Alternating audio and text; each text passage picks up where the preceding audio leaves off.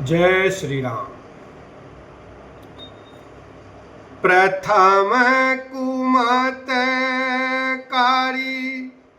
कपटु सकेला, सो उचाटु सबके सिर मेला।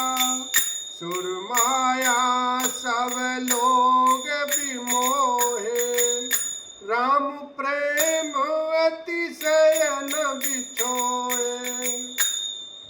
पहले तो कुमत बुरा विचार करके कपट को बटोरा, अनेक प्रकार के कपट का साज सजा, फिर वह कपट जनित उचाट सबके सिर पर डाल दिया। फिर देव माया से सब लोगों को विशेष रूप से मोहित कर दिया, किंतु श्री रामचंद्र जी के प्रेम से उनका अत्यंत बिछोह नहीं हुआ, अर्थात उनका श्री राम जी के प्रति प्रेम कुछ तो बना ही रहा। भय उचाट बस मन थिर नाही, छन बन रुचि छन सदन सोहाई। दुविध मनोगति प्रजा दुखारी, सरित सिंधु संगम जनुबारी। भय और उचाट के वश किसी का मन स्थिर नहीं है। क्षण में उनकी वन में रहने की इच्छा होती है और क्षण में उन्हें घर अच्छे लगने लगते हैं। मन की इस प्रकार की दुविधामयी स्थिति से प्रजा दुखी हो रही है, मानो नदी और समुद्र के संगम का जल क्षुब्ध हो रहा हो। जैसे नदी और समुद्र के संगम का जल स्थिर नहीं रहता, कभी इधर आता और कभी उधर जाता है, उसी प्रकार की दशा प्रजा के मन की हो गई। दुचित कतहु परितोष न लहहि, एक एक सन मरम न कहि। लखहि हंसी कह कृपा निधानु, सरिस स्वान मघवान जुबानु। चित्त दो तरफा हो जाने से वे कहीं संतोष नहीं पाते और एक दूसरे से अपना मर्म भी नहीं कहते।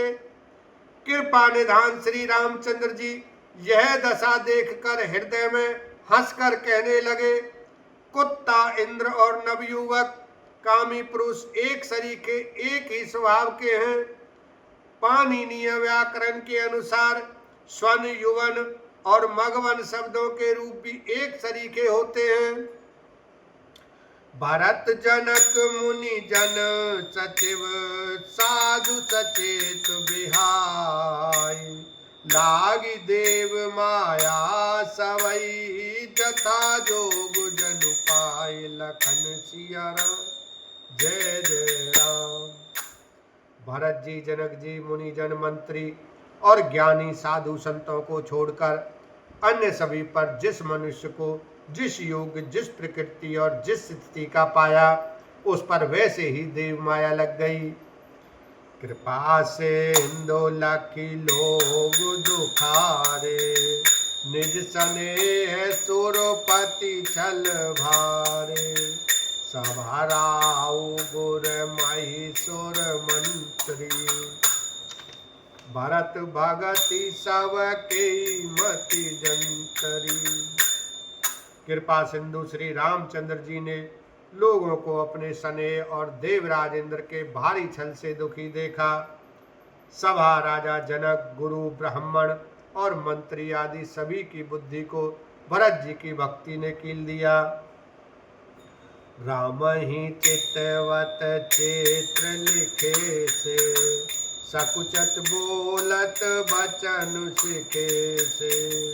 भरतप्रीति नति विनय बढ़ाई, सुनत सुखद बरनत कठिनाई। सब लोग चित्र लिखे से श्री रामचंद्र जी की ओर देख रहे हैं।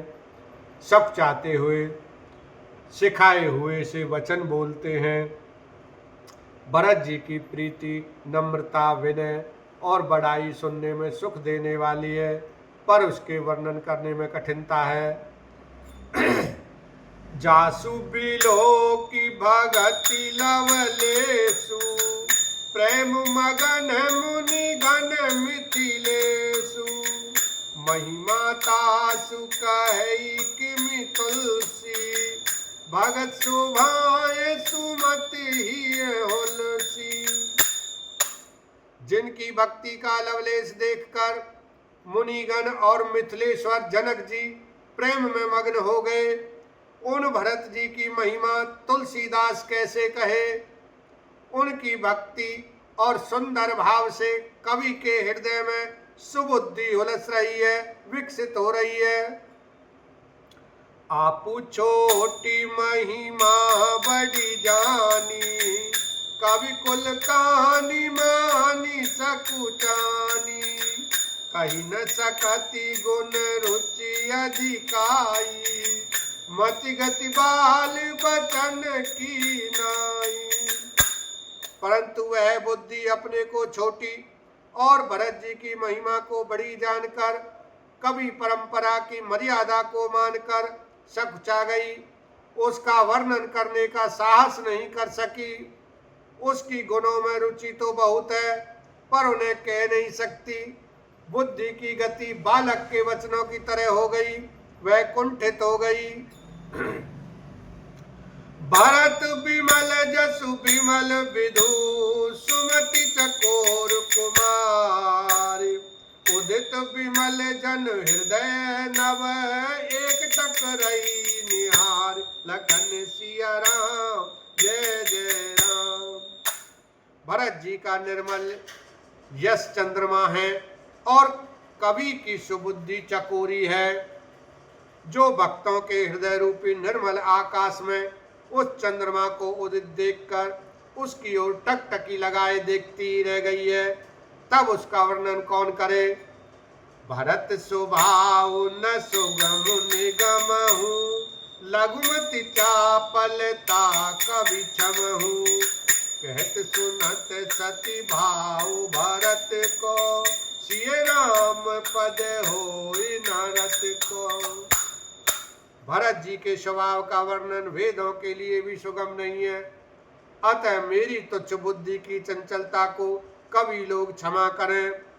भरत जी के सद्भाव को देखते कहते सुनते कौन मनुष्य श्री सीताराम जी के चरणों में अनुरक्त न हो पाएगा, हो जाएगा। सुमिरत भरत ही प्रेम राम को जय न सुलभ ते ही सरस बाम को देखी दयाल दशा सबही की राम सुजान जान जन जी की।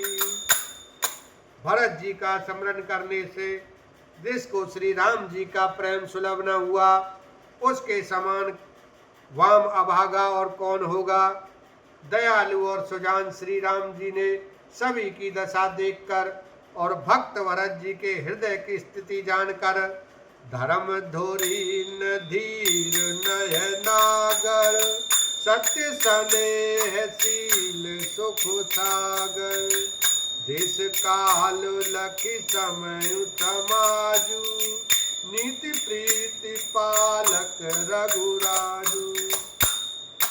धर्म धुरंधर धीर नीति में चतुर सत्य स्नेहशील और सुख के समुद्र नीति और प्रीति के पालन करने वाले श्री रघुनाथ जी देश काल अवसर और समाज को देखकर सियावर रामचंद्र की जय। उमापति महादेव की जय। गुरु सब संतन की जय।